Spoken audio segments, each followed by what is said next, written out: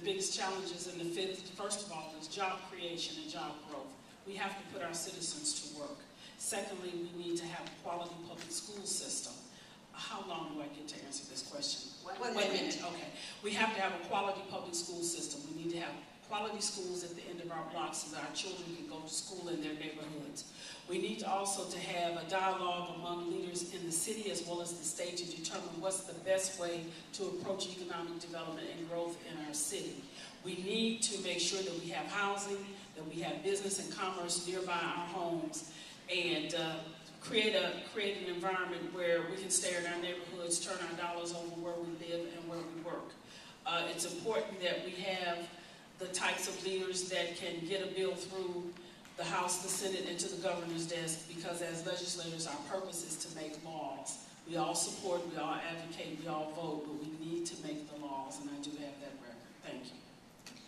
Ms. Jones. I'm sorry, Ms. Oxford.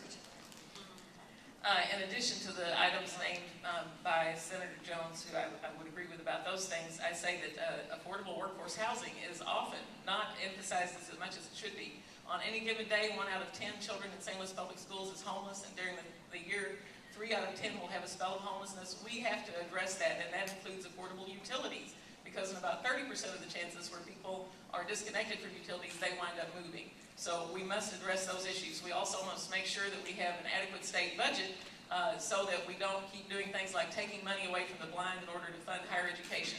By creating common sense tax reforms like increasing the tobacco tax, we can fund essential programs adequately, which would create many jobs in the St. Louis region. For example, by taking on construction projects at the University of Missouri St. Louis that are long overdue, including businesses who cannot find affordable insurance for their employees. All of our premiums go up when there is uncompensated care. So I will work to see that the Affordable Care Act is implemented fully in Missouri. There's a great federal match rate that we should take advantage of. And I have an editorial in the St. Louis American this week telling how I would pay for Missouri's share of that so that we can draw down the over 19-to-1 match from the federal government. Ms. Jones. Thank you. Yes, I also am a supporter of the Affordable Care Act, and we're going to have to look at our state budget because we're going to get slammed with Medicaid expansion.